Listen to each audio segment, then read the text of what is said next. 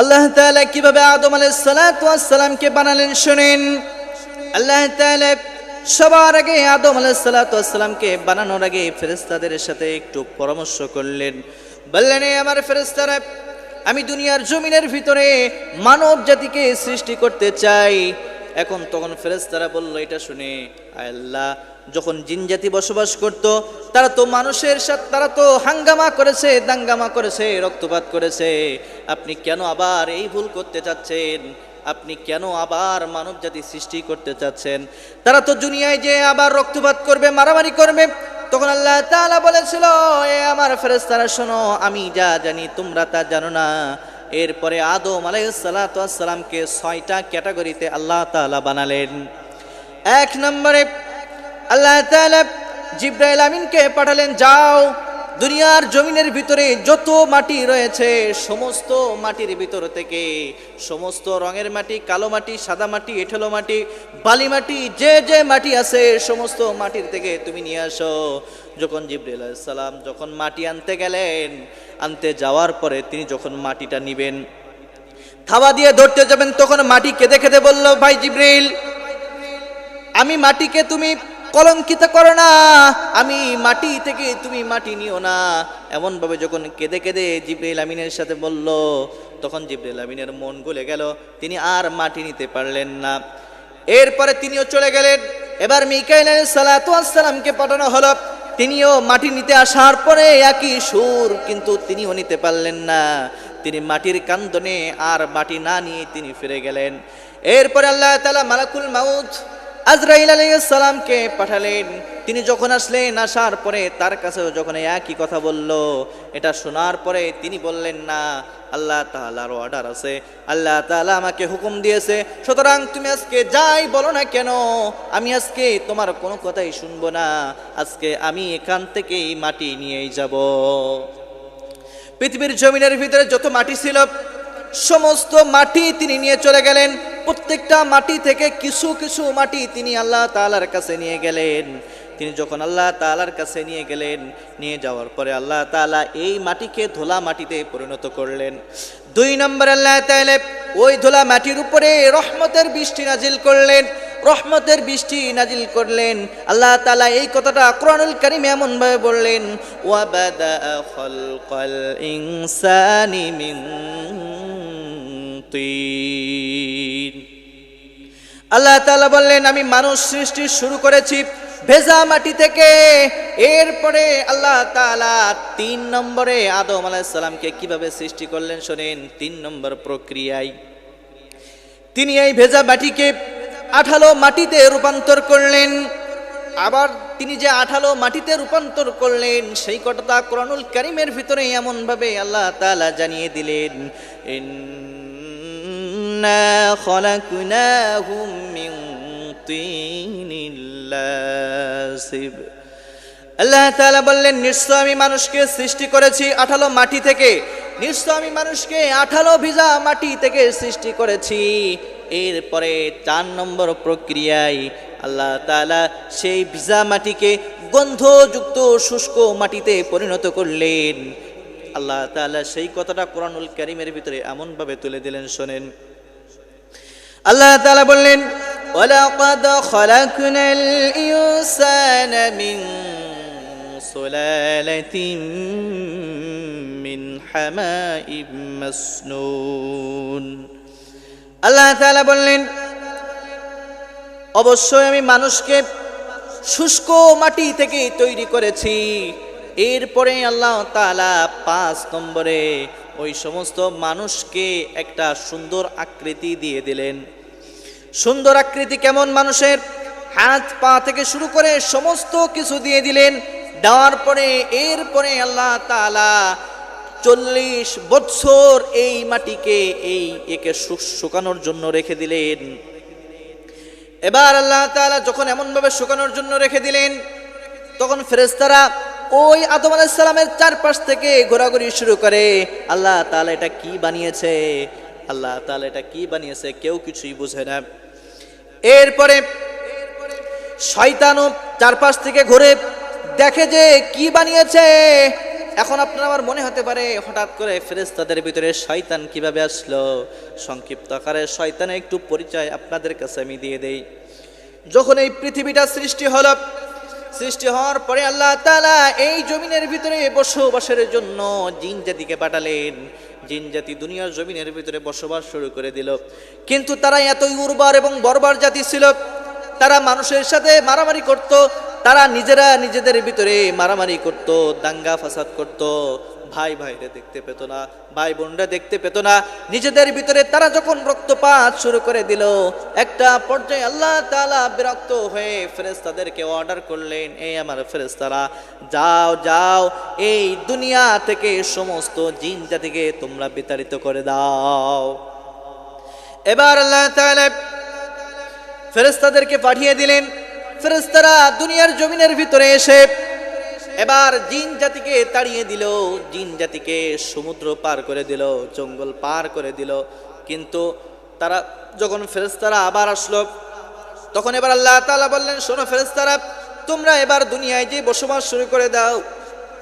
এবার এবার ফেরেশতারা যখন আসলেন, আসার পরে ফেরেশতারা দেখলেন যে একটা জিনের বাচ্চা, ছোট একটা বাচ্চা, তারা যাওয়ার সময় তাকে ফেলে চলে গিয়েছে, তাকে নিয়ে যেতে পারে নাই। এমত অবস্থায় তারা এই দৃশ্যটা দেখে আল্লাহ তাআলার কাছে বললেন, আল্লাহ, যেহেতু আমরা দেখতেছি একটা জিনের বাচ্চা এখানে ফেলা আছে, আমরা কি একে মেরে ফেলবো নাকি? তখন আল্লাহ তাআলা বললেন, না, একে মারার কোনো দরকার নাই, একে তোমরা লালন পালন করো। এবার ফেরেশতাদের মাঝে এই জিনের বাচ্চা লালিত পালিত হচ্ছে। জিনের বাচ্চা যেটা লালিত পালিত হচ্ছে সেটা ছিলেন খুবই মেধাবী, তিনি অল্পতেই সমস্ত কিছু শিখে ফেলতেন। ফেরেশতাদের কাছ থেকে যখন তিনি জ্ঞান অর্জন করা শুরু করে দিলেন, জ্ঞান অর্জন করতে করতে এমন জ্ঞানী হয়ে গেলেন, একটা পর্যায়ে তিনি ফেরেশতাদেরই উস্তাদ হয়ে গেলেন, মুআল্লিমুল মালাইকা হয়ে গেলেন, তিনি ফেরেশতাদের শিক্ষক হয়ে গেলেন। কিন্তু তার জ্ঞান বেশি ছিল ঠিকই, কিন্তু সেটা ভালো কাজে খরচ করে নাই। এরপরে যখন আদম আলাইহিসকে সৃষ্টি করা হলো, তখন তিনি এবার বললেন, দেখি আদমের ভিতরে কি আছে। তিনি এবার আদম আলাইহিস সালামের নাকের ভিতরে দিয়ে তিনি এবার শরীরের ভিতরে প্রবেশ করলেন। প্রবেশ করে তিনি এবার সমস্ত শরীরের ভিতরে তিনি এবার ভ্রমণ করলেন। একটা পর্যায়ে তিনি পিছন থেকে বের হয়ে গেলেন। আসার পরে ফেরেশতাদেরকে বলতেছে, ও আমার ফেরেশতারা, শোনো, যেহেতু আমি আদম আলাইহিস সালামের আমি এই শরীরের ভিতরে প্রবেশ করেছি, প্রবেশ করে আমি দেখেছি আমি তেমন কিছু খুঁজে পাই নাই, ভিতরের ভিতরে সমস্ত কিছু ফাঁকা, তোমাদের টেনশন করার কোনো কারণ নাই। আল্লাহ তাআলা তখনও কিন্তু রূহ দেয় নাই, ভিতরে থাকবে কি, তখনও তো রূহ পর্যন্ত দেয় নাই। এরপরে আল্লাহ তাআলা কি করলেন দেখেন, ষষ্ঠ পর্যায়ে আল্লাহ তাআলা আদম আলাইহিস সালামের ভিতরে রূহ ফুঁকে দিয়ে তাকে একটা মানুষে রূপান্তরিত করলেন। আল্লাহ তাআলা বললেন, ফাইযা সাওয়াইতুহু ওয়া নাফাখতু ফীহি মির রূহ, অতঃপর আমি আদম আলাইহিস সালামকে রূহ ফুঁকে দিলাম। এরপরে আদম আলাইহিস সালাম যখন পূর্ণাঙ্গ একটা মানুষে রূপান্তরিত হয়ে গেল, আল্লাহ তাআলা তখন আদম আলাইহিস সালামকে বেহেশতের ভিতরে ঢুকিয়ে দিলেন। বেহেশতের ভিতরে আদম আলাইহিস সালাম ঘোরাফেরা করতেছে। তিনি যখন স্বাচ্ছন্দ্যে ঘোরাফেরা করতেছে, দেখেন আল্লাহ তাআলা খেয়াল করতেছে যে আদম আলাইহিস সালাম কেমন জানি বিমর্ষ, সব সময় কেমন জানি একটু চিন্তিত থাকে। আদম আলাইহিস সালাম যখন এই দৃশ্যটা যখন এই দৃশ্যটা আল্লাহ তাআলা দেখলেন, দেখার পর আল্লাহ তাআলা বললেন, তিনি হয়তো একা একা আছেন, এজন্য একটু বিমর্ষ থাকে। এবার আদম আলাইহিস সালামের একটু সাথী দেওয়ার জন্য আদম আলাইহিস সালামের বাম পাজরের হাড় থেকে মা হাওয়া আলাইহিস সালামকে তৈরি করে দিলি। এবার তিনি হাওয়া আলাইহিস সালামকে জান্নাতের ভিতরে যখন দেখলেন, তিনি এবার স্বাচ্ছন্দ্যে বসবাস করতেছেন। এরপরে এখানে একটা কথা বলা বাকি ছিল। যখন আদম আলাইহিস সালাম তৈরি হয়ে গেল, তৈরি হওয়ার পরে এবার আল্লাহ তাআলা আদম আলাইহিস সালামকে সমস্ত ফেরেশতাদের বললেন, এ আমার ফেরেশতারা, তোমরা আদম আলাইহিস সালামকে সিজদা করো। আদম আলাইহিস সালামকে যখন সেজদা করতে বলল, এখন এই সেজদাতে কি আমরা নামাজের ভিতরে যেমন সেজদা দেই এমন না, আল্লাহ তাআলাকে যেমন ভাবে সেজদা দিলে হয় তেমন ভাবে দিতে বলেছিলেন, আর ঠিক তেমন ভাবেই দিয়েছিলেন। এরপরে ফেরেশতারা কোনো প্রশ্ন করলেন না, তারা এক বাক্যে রাজি হয়ে গেলেন, যেহেতু আল্লাহ তাআলা বলেছে এটা আমাদেরকে করতে হবে। তখন সমস্ত ফেরেশতারা সেজদা দিলেন, কিন্তু একজন সেজদা দিলেন না, তিনি হলেন ইবলিস। তিনি হলেন এই যে জিন্নাতের বাচ্চা, বড় হয়েছে, আস্তে আস্তে মুআল্লিমুল মালাইকা হয়েছে, ফেরেশতাদের সর্দার হয়েছে, ফেরেশতাদের উস্তাদ হয়েছে, এই ব্যক্তি তখন সেজদা দিতে নাখোশ করলেন, তিনি অমান্য করলেন যে আমি সেজদা দেব না। তখন জিজ্ঞাসা করা হলো তুমি কেন সেজদা দিবে না? তখন বললাম আমি তো আগুনের তৈরি, আর এটা মাটির তৈরি, আগুন তো সব সময় উঁচুর দিকে যায় আর মাটি তো সব সময় নিচের দিকে থাকে, সুতরাং আমি এই ব্যক্তিকে সেজদা দেব না। তিনি যখন এমনভাবে অহংকার করলেন, অহংকার করার পরে আল্লাহ তাআলার এই বিষয়টা পছন্দ হলো না, কারণ অহংকার তো শুধুমাত্র আল্লাহ তাআলার জন্য, অহংকার কোনো মানুষের সাজে না। এবার আল্লাহ তাআলা বললেন শোনো, তুমি যদি এই ব্যক্তিকে সিজদা না করো আমি তোমাকে অভিশাপ দিয়ে দেব, আমি তোমাকে জান্নাত থেকে বিতাড়িত করে দেব, তুমি এই জান্নাতের ভিতরে আর থাকতে পারবে না। তখন ইবলিস বলেছিল আল্লাহ যেহেতু তুমি আমাকে জান্নাত থেকে বিতাড়িত করতে চাও সমস্যা নেই, আমি তাও রাজি, কিন্তু জান্নাত থেকে বিতাড়িত হওয়ার আগে আমার কিছু শর্ত আছে, তুমি এই শর্তগুলো একটু মেনে নাও। বলো বলো তোমার কি শর্ত রয়েছে? বললেন আল্লাহ যেহেতু আমি জান্নাত থেকে বিতাড়িত হয়েই যাচ্ছি আর এই আদম সন্তানের জন্য আমি বিতাড়িত হচ্ছি, সুতরাং আমি যেন কাল কিয়ামত পর্যন্ত হায়াত পাই, এটা তুমি কবুল করে নাও। আল্লাহ বললেন ঠিক আছে, যা কবুল করে নিলাম। এরপরে বললেন প্রত্যেকটা আদম সন্তানের সেরাই উপসেরাই যেন আমি পৌঁছাতে পারি সেটার ব্যবস্থা তুমি করে দাও, সেটার হুকুম তুমি দিয়ে দাও। আল্লাহ তাআলা বললেন যা, আমি সেটাও দিয়ে দিলাম।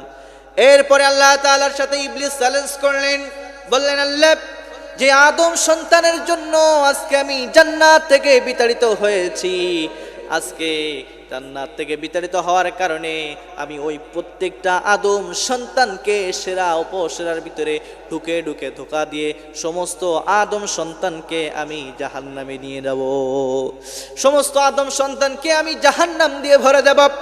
এই কথা যখন বলেছে আল্লাহ তাআলা তখন বললেন ঠিক আছে ইবলিস, তোমার চ্যালেঞ্জ আমি গ্রহণ করলাম, আর আমি আমার বান্দাদেরকে এটাও জানিয়ে দিলাম শোনো বান্দা, সারা জীবন তুমি গুনাহ করবা, গুনাহ করতে করতে পাহাড় সমান পর্যন্ত করে ফেলবা, তোমার অন্তর থেকে তুমি কলুষিত করে ফেলবা, কোনো সমস্যা নাই, কিন্তু যখন মৃত্যুর আগ মুহূর্ত পর্যন্ত আমি তোমাকে সময় দিলাম, মৃত্যুর আগ মুহূর্তে যদি তুমি একবার তওবা করতে পারো, আস্তাগফিরুল্লাহ পরে আমি আল্লাহ তাআলার কাছে দুইটা চোখের পানি ছেড়ে দিয়ে বলতে পারো আল্লাহ সারা জীবন অনেক অন্যায় করেছে, ভুল হয়েছে, আজকে আমি অনুতপ্ত, তুমি আমাকে ক্ষমা করে দাও, আমি আমার ওই বান্দার সমস্ত গুনাহ খাতাগুলো মাফ করে দিব। সুবহানাল্লাহ, কত বড় সুযোগ আল্লাহ তাআলা দিয়েছেন দেখেন। আপনি সারা জীবন গুনাহ করবেন কোনো সমস্যা নেই, সারা জীবন গুনাহ করতে করতে আপনার অন্তরটাকে আপনি কলুষিত করে ফেলবেন, আপনি পাহাড় সমান পর্যন্ত গুনাহ করে ফেলবেন, আর মৃত্যুর আগ মুহূর্ত পর্যন্ত আপনি একটা বার শুধু আল্লাহ তাআলার কাছে বলবেন আল্লাহ আমি গুনাহ করেছি, আমি অপরাধ করেছি, আল্লাহ তাআলা সাথে সাথেই আপনার অপরাধ ক্ষমা করে দিবেন। এরপরে শয়তান বিতাড়িত হয়ে গেল, আদম আলাইহিস সালামকে এবার জান্নাতের ভিতরে আল্লাহ তাআলা দাখিল করে দিলেন, তিনি এবার জান্নাতের ভিতরে স্বাচ্ছন্দ্যে বসবাস করতেছে। এরপরে আল্লাহ তাআলা দেখেন যে মাঝে মধ্যে আদম আলাইহিস সালাম কেমন যেন বিষণ্ণ থাকে, তার মন খারাপ থাকে, একা একা ভালো লাগে না। এবার তিনি চিন্তা করলেন যেহেতু আদম আলাইহিস সালাম একা একা থাকে, আমরা যদি আল্লাহ তাআলা তখন চিন্তা করে একটা জীবন সঙ্গী তার জন্য তৈরি করে দিলেন, তার বাম পাজরের হাড় থেকে মা হাওয়া আলাইহিস সালামকে আল্লাহ তাআলা তৈরি করে দিলেন। এবার আদম এবং হাওয়া জান্নাতের ভিতরে স্বাচ্ছন্দ্যে বসবাস করতেছে। এবার এই দিক থেকে শয়তানের মিশন কি? তিনি তো আদম সন্তান কি ধোঁকা দিয়ে জাহান্নাম ভরে দেবেন, জান্নাত থেকে বিতাড়িত করে দিবেন। তিনি এবার বিভিন্নভাবে ধোঁকা দিতে লাগলেন, বিভিন্ন সূরাত নিয়ে এবার ধোঁকা দিতে লাগলেন। চিন্তা করতেছে কিভাবে আদম আলাইহিস সালামকে ধোঁকা দেওয়া যায়। বিভিন্ন সূরাত দিয়ে যখন ধোঁকা দেয়, আদম আলাইহিস সালামের সাথে যখন পারে না, তিনি এবার চিন্তা করলেন যে হাওয়া আলাইহিস সালামকে যদি ধোঁকা দেই, তিনি মহিলা মানুষ, তাকে যদি একটু বুঝ দেওয়া হয়, তিনি হয়তো এটাকে মেনে নেবেন। অন্য দিক থেকে জান্নাতের ভিতরে একটা গাছ রয়েছে। আল্লাহ তাআলা বলেছিলেন যে এই গাছের ধারের কাছেও যাবে না, ফল খাওয়া তো অনেক দূরের কথা, এই গাছের ধারের কাছেও যাবে না। এবার চিন্তা করলেন যদি এই গাছের ফল আদম আলাইহিস সালামকে খাওয়াতে পারি, তাহলে আমার মিশন সাকসেস হয়ে যাবে। এবার শয়তান হাওয়া আলাইহিস সালামকে বললেন, হাওয়া, এই যে গাছ দেখতেছো, এই গাছের ফল যদি তুমি খেতে পারো, গাছের ফল খাওয়ার কারণে আল্লাহ তাআলা সারা জিন্দেগির জন্য জান্নাতের ভিতরে তোমাকে রেখে দিবে। আর যদি এই ফল তুমি না খাও, তাহলে একটা সময় জান্নাত থেকে তোমাদেরকে বিতাড়িত করে দিবে।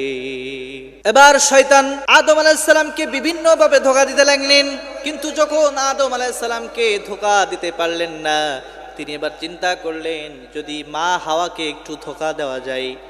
এবার হাওয়া আলাইহিস সালামকে ধোঁকা দিতে লাগলেন।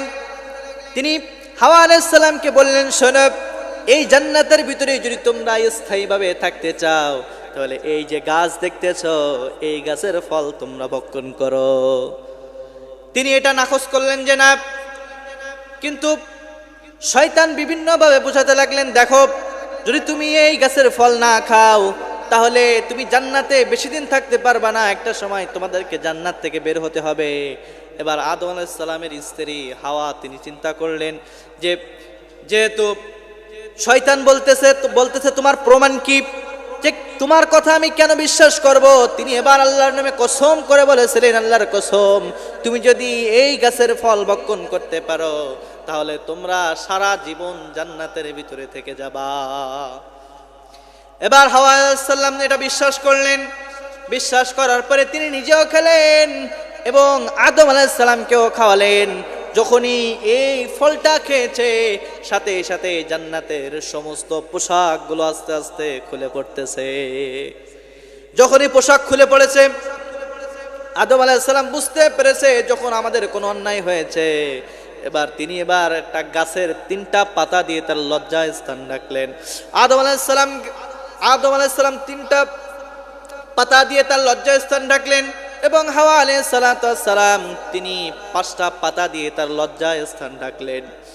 এবার আল্লাহ তাআলা বললেন, আদম, তোমাকে আমি বারবার বলেছি এই গাছের কাছেও যেও না, তুমি কথাটা শুনলে না, গাছের ফল তুমি ভক্ষণ করেছো, সুতরাং তুমি নাপাক হয়ে গিয়েছো। আর তোমাদেরকে জান্নাতের ভিতরে আমি আল্লাহ তাআলা রাখবো না, যাও এখন থেকে তোমরা দুনিয়ায় বসবাস শুরু করে দাও। এবার আদম আলাইহিস সালামকে বিভিন্ন ঐতিহাসিকগণ বলেন তাকে শ্রীলঙ্কায় দিয়েছে এবং মা হাওয়া আলাইহিস সালামকে জেদ্দায় দিয়েছে। 2 জায়গায় 2 জনকে দিয়েছে। একটা পর্যায়ে তারা আল্লাহ তাআলার কাছে সব সময়ের জন্য দোয়া করে, আল্লাহ তাআলার কাছে দোয়া করে, কিন্তু কোনো কবুল হয় না। একটা পর্যায়ে দোয়া করতে করতে করতে করতে আল্লাহ তাআলার কাছে একটা সময় একটা দোয়া খুব পছন্দ হয়েছিল। তার নবীকে নিয়ে যখন বলেছিল যে আল্লাহ, শেষ নবীর ওসিলায় তুমি আমাদেরকে মাফ করে দাও, এবং বারবার বলতো রব্বানা যালামনা আনফুসানা ওয়া ইন লাম তাগফির লানা ওয়া তারহামনা লানাকুনান্না মিনাল খাসিরিন। আল্লাহ, আমি আমার নফসের উপরে জুলুম করে ফেলেছি, তুমি যদি আমাদেরকে মাফ না করো আমরা কোথায় যাব? মাফ করার তো আর কেউ নাই, আল্লাহ তুমি আমাদেরকে মাফ করে দাও। এমন ভাবে যখন আল্লাহ তাআলার কাছে দোয়া করলেন, একটা পর্যায়ে আল্লাহ তাআলার অন্তরটা গলে গেল। আল্লাহ তাআলা তখন আদম আলাইহিস সালামকে মাফ করে দিলেন এবং আরাফার ময়দানে আদম এবং হাওয়া 2 জনকে মিলিত করে দিলেন। সুবহানাল্লাহ। এরপরে আল্লাহ তাআলা বললেন, শোনো আদম, যেহেতু একবার জান্নাত থেকে বিতাড়িত হয়েছো, সুতরাং তোমরা এবার এই দুনিয়ার জমিনের ভিতরে বসবাস শুরু করো। এবার তারা দুনিয়ায় বসবাস করতে শুরু করে দিলেন। কিন্তু আদম আলাইহিস সালামের সময় আল্লাহ তাআলা তাকে কাজ দিয়ে দিলেন যে তুমি চাষাবাদ করো, তুমি আবাদ করো, কিভাবে ফসল ফলানো যায়, কিভাবে কৃষি কাজ করা যায়, এই বিষয়ের উপরে তাকে ফোকাস করতে বললেন। তিনিও এটাই করতেন। এবং যেহেতু দুনিয়ায় আদম এবং হাওয়া ছাড়া আর কোনো মানুষ নাই, পপুলেশন তো বৃদ্ধি করতে হবে, আল্লাহ তাআলা তখন প্রত্যেকটা বছর মা হাওয়া আলাইহিস সালামের গর্ভের ভিতরে 2টা করে সন্তান দিতেন, একটা ছেলে এবং আরেকটা মেয়ে। পরের বছর আবার গর্ভের ভিতরে 2টা সন্তান দিতেন, একটা ছেলে আরেকটা মেয়ে। এমন ভাবে যখন জন্ম নেওয়া শুরু করলো আর এরা যখন বড় হতে লাগলো, আল্লাহ তাআলা অর্ডার দিলেন, হে নবী আদম, তুমি একটা কাজ করো, প্রথম ঘরের সন্তানের ছেলের সাথে পরের বছরের যে সন্তান হয়েছে তার মেয়ের সাথে তুমি বিবাহ দাও, এবং পরের ঘরের মেয়ের সাথে প্রথম ঘরের ছেলে, প্রথম ঘরের মেয়ের সাথে পরের ঘরের ছেলে, এমন ভাবে তোমরা বিবাহ দাও। প্রথম যখন সন্তান হয়েছে, একজনের নাম হলো কাবিল, আরেকজনের নাম হলো আকলিমা, আরেকজনের নাম হলো হাবিল, আর তার সাথে যে বাচ্চাটা হয়েছে তার নাম হলো লিওয়াজা। বিভিন্ন গ্রন্থে বিভিন্ন নাম এসেছে, কিন্তু আমি একটা বললাম আপনাদেরকে। এরপরে আল্লাহ তাআলা যখন বললেন, তখন আদম আলাইহিস সালাতু ওয়াস সালাম বললেন, শোনো, আল্লাহর পক্ষ থেকে নির্দেশ এসেছে যে তোমাদের এখন তোমরা প্রাপ্ত বয়স্ক হয়েছো, তোমাদেরকে বিবাহ দিতে হবে। তখন বিবাহ কার সাথে দিতে হবে? আল্লাহ তাআলা বললেন, শোনো, প্রথম ঘরে যে সন্তান হাবিল আছে তার সাথে আকলিমাকে বিবাহ দেব, এবং কাবিলের সাথে লিওয়াজাকে বিবাহ দেব। কিন্তু আকলিমা ছিল অত্যন্ত সুন্দরী। হাবিলের সাথে যখন বিবাহ দিতে চাইল, তখন এবার শয়তান এসে কাবিলকে বলল, শোনো কাবিল, আকলিমা যে এত সুন্দরী আর লিওয়াজা একটু কালো আছে, তুমি কেন লিওয়াজাকে বিবাহ করবা? তুমি বলবা যে আমি আকলিমাকে বিবাহ করব। কিন্তু তখন ধরা হতো যে একসাথে যেই সন্তানগুলো হতো তাদেরকে ভাই বোন ধরা হতো, এবং পরের বছর যারা হতো তাদেরকে ভাই বোন ধরা হতো না। কিন্তু তখন তো পপুলেশনই নেই, কাকে কি ধরবে? এবার তিনি যখন নারাজ হলেন যে না, আমি এটা মানতে নারাজ, আমি এটা মানবো না, আমাকে আকলিমার সাথেই বিবাহ দিতে হবে, এটা যখন হচ্ছে, আল্লাহ তাআলা তখন নির্দেশ দিলেন, আদম আলাইহিস সালামকে বলতে বললেন, শোনো আদম, তুমি যাও, যে তোমার সন্তানদেরকে বলো, যাও তোমরা কুরবানি করো, যার কুরবানি আল্লাহ তাআলার কাছে পছন্দ হবে সেই আকলিমাকেই বিবাহ করবে। এবার তারা কুরবানি করার জন্য এক ভাই তখন সবজি চাষ করতেন, চাষাবাদ করতেন। তার চাষাবাদ থেকে উৎকৃষ্ট কিছু সবজি নিয়ে হাবিল চলে গেলেন, এবং কাবিল তখন পশু পালন করতেন, আর তার পশুর ভিতর থেকে হাবিল তখন পশু পালন করতেন। হাবিলের উত্তম একটা পশু তিনি নিয়ে গেলেন, এবং কাবিল তখন চাষাবাদ করতেন, তার ওই চাষাবাদের থেকে নিকৃষ্ট পচা কিছু সবজি তিনি নিয়ে গেলেন। যাওয়ার পরে তখনকার যে কুরবানির সিস্টেম ছিল সেটা হলো একটা পাহাড়ের উপরে রেখে আসা হতো, আল্লাহ তাআলা আগুন প্রজ্বলিত করতেন, যার কুরবানি কবুল হতো তারটা ভস্য হয়ে যেত, এবং যারটা কবুল হতো না তারটা ওই জায়গায় রয়ে যেত। কিন্তু দেখা গেল যে হাবিলের কুরবানি কবুল হয়েছে আর কাবিলেরটা কবুল হয় নাই। তখন এই কাবিল হাবিল আলাইহিস সালামকে বলতে লাগলেন, ভাই, আমি তোমাকে হত্যা করে ফেলবো, যেহেতু আমি আকলিমাকে পাবো না, আমি যদি না পাই তোমাকেও আমি পেতে দেব না। এমন ভাবে যখন বললেন, কিন্তু কাবিল তো তখন জানতেনই না যে আসলে হত্যাটা কি, কারণ ইতিপূর্বে তো কখনো হত্যা হয় নাই। এবার তখন হাবিল বললেন, ভাই, তুমি আমাকে হত্যা করতে পারো, কোনো সমস্যা নাই, কিন্তু আমি তোমাকে বাধা দেব না। কেন বাধা দেব না? তার কারণ হলো, আমি যদি তোমাকে বাধা দেই আর যদি আমিও তোমাকে আঘাত করি, তাহলে কাল আল্লাহ তাআলার কাছে আমাকে জবাব দিতে হবে, আর আমিও একই গুনাহগার হব। সুতরাং আমি তোমাকে কিচ্ছু বলবো না। তোমার যদি আমাকে মারতে ইচ্ছা হয় তুমি মারতে পারো, কোনো সমস্যা নাই। এবার কাবিল হাবিল আলাইহিস সালামকে তখন কাবিল হাবিলকে তখন অ্যাটাক করল। অ্যাটাক করে একটা পর্যায়ে মারতে মারতে তাকে মেরে ফেলল। কিন্তু মারার পরে তিনি তো বুঝেই না যে তিনি মরে গেছে, তিনি তো জানেন না যে মারা গেছে। এবার তিনি বুঝতে পারছে না আসলে যে কি করবে এরপরে। এবার আল্লাহ তাআলা তখন একটা কাককে পাঠিয়ে দিলেন, একটা পাখিকে পাঠিয়ে দিলেন। দেওয়ার পরে তারা দেখলো, তখন কাবিল যখন বসে আছে, তারা দূর থেকে দেখতে পেল যে একটা পাখি ঠুকাঠুকি করতেছে। ঠুকাঠুকি করতে করতে একটা পর্যায়ে একটা পাখি মারা গেল। মারা যাওয়ার পরে দেখলো যে পাখিটা তার নখ দিয়ে হাসড়ায় হাসড়ায় একটু গর্ত করলো। গর্ত করার পরে ওই পাখিটাকে ওই গর্তের ভিতরে মাটি দিয়ে চাপা দিয়ে দিল। তখন এবার কাবিল বুঝতে পারলো যে আমার ভাই হাবিলকে এভাবে মাটি দিতে হবে। তিনি ঠিক এমনভাবে এই হাবিলকে মাটি দিয়ে দিলেন। এরপরে আর তার ওই প্রজন্ম আর বিবাহ হলো না। এরপরে তার পরের প্রজন্ম শীস আলাইহিস সালাম আসলেন। আসার পরে এরপরে আস্তে আস্তে জনসংখ্যা বাড়তে লাগলো। বাড়তে বাড়তে পপুলেশনগুলো বিভিন্ন জায়গায় ছড়াতে লাগলো। আদম আলাইহিস সালামকে আল্লাহ তাআলা 1000 বছর হায়াত দিয়েছিলেন। 1000 বছর হায়াত পাওয়ার পরে তিনি বার্ধক্যে উপনীত হয়ে একটা পর্যায়ে তিনি এই দুনিয়া থেকে ইন্তেকাল করলেন। এই আদম আলাইহিস সালামের ঘটনা যে আমরা এতক্ষণ শুনলাম, এই ঘটনা থেকে আমাদের জন্য কি শিক্ষা আছে, আসুন আমরা সংক্ষিপ্ত আকারে এই শিক্ষাগুলো একটু জানি। 1 নম্বর শিক্ষা হলো যে সৃষ্টির জন্য কখনো অহংকার সাজে না। দেখেন, যখন আদম আলাইহিস সালামকে তৈরি করা হলো, তৈরি করার পরে ইবলিস তখন অহংকার করলো যে আমি আগুনের তৈরি, আমি মাটির তৈরি মানুষকে কেন সেজদা দেব, যে আমি সেজদা দিতে পারবো না। তিনি যখন সেজদা দিলেন না, সেজদা না দেওয়ার কারণে কি হলো, তিনি অভিশপ্ত হলেন এবং জান্নাত থেকে তিনি বিতাড়িত হয়ে গেলেন। সুতরাং মাটির তৈরি মানুষ, আল্লাহর সৃষ্টি কোনো মানুষের অহংকার নয়, অহংকার সাজে না। মানুষকে সব সময় বিনয়ী হতে হবে। 1 নম্বর আদম আলাইহিস সালামের ঘটনা থেকে আপনাদের আমার শিক্ষা হলো যে অহংকার করা যাবে না, সব সময়ের জন্য বিনয়ী হতে হবে। 2 নম্বর শিক্ষা হলো শয়তানের প্রথম মিশন এবং ভীষণ হলো মানুষের শরীরকে উলঙ্গ করা, মানুষ শরীরকে প্রদর্শন করা।